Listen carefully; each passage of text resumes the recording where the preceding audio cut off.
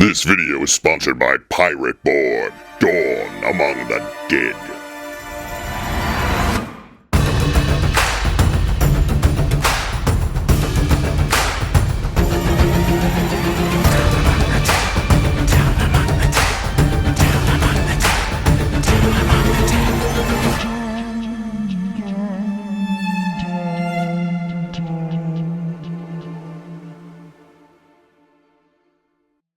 Welcome to Dungeon Craft Flashback. I'm Professor Dungeon Master, and this channel is about all things tabletop role-playing games. And if that's what you're into, you want to like and subscribe so you get all our videos as soon as they're released. In this series, I revisit some of my older videos, and this one is a particular favorite. It's an adaptation of Edgar Allan Poe's classic horror story, The Telltale Heart, using 25mm miniatures and handcrafted sets. The resolution isn't 1080p because that wasn't available at the time, and everything you see was shot in natural light. Today I would use special filters in Canva, but that technology just wasn't available 6 years ago when the video was shot. It took over 3 weeks of painstaking work to produce this video, but more on that at the end.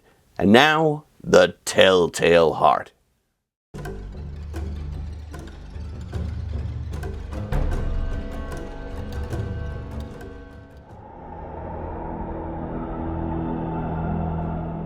True.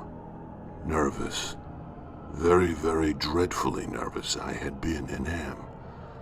But why will you say that I'm mad? The disease has sharpened my senses, not destroyed, not dulled them. Above all was the sense of hearing acute. I heard all the things in the heavens and in the earth. I heard many things in hell. How then am I mad? Hearken, how healthily, how calmly I can tell you the whole story. It is impossible to say how the idea first entered my brain, but once conceived it haunted me day and night. Object there was none, passion there was none. I loved the old man. He'd never wronged me. He'd never given me insult. For his gold I had no desire. I think it was his eye. Yes, it was this. He had the eye of a vulture, a pale blue eye with a film over it. And whenever it fell upon me, my blood ran cold, and so by degrees, very gradually, I made up my mind to take the life of the old man, and thus rid myself of the eye forever. Now this is the point. You fancy me mad. Madmen know nothing. But you should have seen me. You should have seen how wisely I proceeded, with what caution, with what foresight I went to work. I was never kinder to the old man than during the whole week before I killed him. And every night, at about midnight, I turned the latch of his door and opened it, oh so gently. I moved slowly, so as not to disturb the old man's sleep, and watched him as he lay upon his bed. Would a madman have been so wise as this? This I did for 7 long nights, but I found the eye always closed, so it was impossible to do the work, for it was not the old man who vexed me, but his evil eye. And every morning I went boldly into the chamber, calling him by name in a hearty tone, and inquiring how he had passed the night. So, you see, he would have had to have been a very clever old man indeed, to suspect that every night, just at 12, I looked in upon him as he slept. Upon the 8th night, I was more than usually cautious.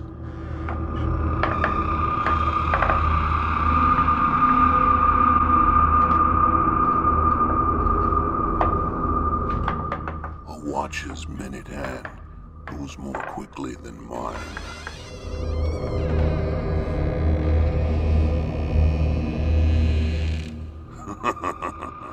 He must have heard me, for he moved on the bed as if startled, crying out, "Who's there?" I heard a groan, and I knew it was the groan of mortal terror. I opened a crevice in the lantern, so a single dim ray, like the thread of a spider, fell full upon the vulture eye.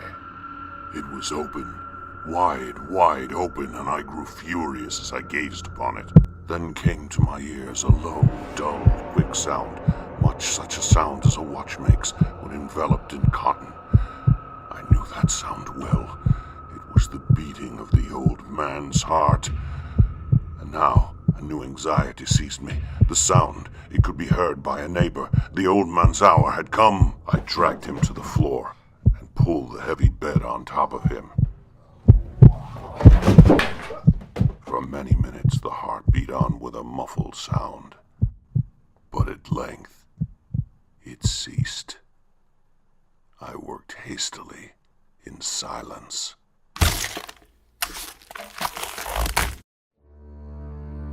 I took up 3 planks from the flooring of the living room chamber and deposited all between the scantlings. I then replaced the board so cleverly, so cunningly, that no human eye, not even his, could have detected anything wrong. There was nothing to wash out, no blood stains of any kind. A tub had caught all. When I'd made an end of my labors, it was 4 o'clock, still as dark as midnight, when there came a knocking at the street door. I went to open it with a light heart, for what had I now to fear? There entered 3 officers of the police. A shriek had been heard by a neighbor, and they had been sent to search the premises. I smiled, for what had I now to fear? I bade the gentleman welcome. The shriek, I said, was mine own in a dream. The old man, I mentioned, was absent in the country. I took my visitors all over the house. I bid them search well. I led them to his chamber. I showed them his treasures, secure, undisturbed. The officers were satisfied. My manner had convinced them. I was singularly at ease, and invited them to rest a while from their fatigues, while I myself, in the wild audacity of my perfect triumph, placed my own seat upon the very spot beneath which reposed the corpse of the victim. They questioned, and I answered cheerily. But ere long, I felt myself getting pale and wished them gone. My head ached, and I fancied a ringing in my ears. I talked more freely to get rid of the feeling, but it continued and gained definitiveness. It was the beating of the old man's heart. I gasped for breath, yet the officers heard it not. I arose and argued about trifles with violent gesticulations, but the noise had steadily increased. Why would they not be gone? I foamed, I raved, I swore. I swung the chair on which I had been sitting and grated it upon the boards, but still the noise steadily increased. Was it possible that they heard it not? Almighty God, no. No. They heard. They suspected. They knew. They were making a mockery of my horror. I could bear those hypocritical smiles no longer. Anything was better than this agony. Anything was better than this derision. I felt that I must scream or die. And now, again, louder, louder, louder.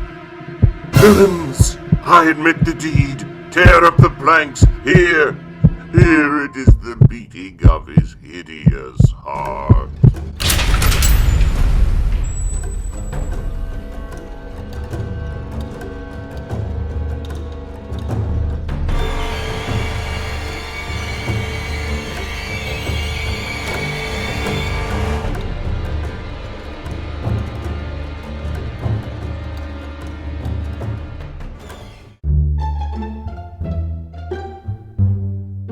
The Telltale Heart was shot in a sweltering attic in August and took over 3 weeks to complete. And when I say 3 weeks, it was 16-hour days. I would wake up at 5 or 6 in the morning and go to 11:30 at night.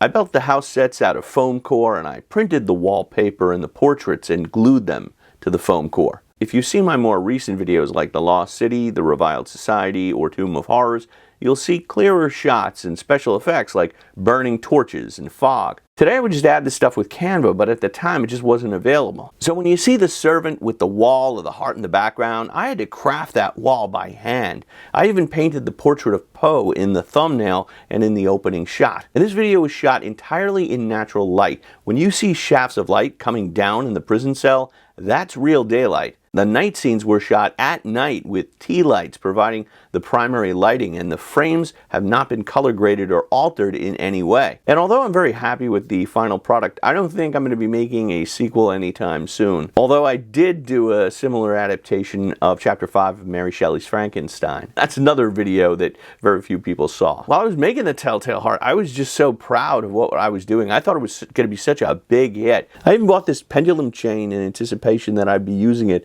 for a sequel of a story which I won't mention. But then the video came out and only got about 1,000 views, and up until now it's only gotten about 5,900 views. But I'll make you a deal. If this video breaks 100,000 views, I might change my mind. If you did enjoy this video, give it a thumbs up and drop a comment below. Also below, you'll find links to Dungeoncraft Patreon, where you can support our channel and you get bonus content. And you can sign up for the Deathbringer RPG newsletter below as well. But don't go away just yet. If you like miniatures and models, you're going to love these adaptations of classic D&D modules like Tomb of Horrors and The Lost City. I'll see you there. May all your rolls be 20s. Deathbringer here. I think you should do a remake of The Telltale Heart, starring Benicio del Floro. For more jokes and RPG content, click on this video.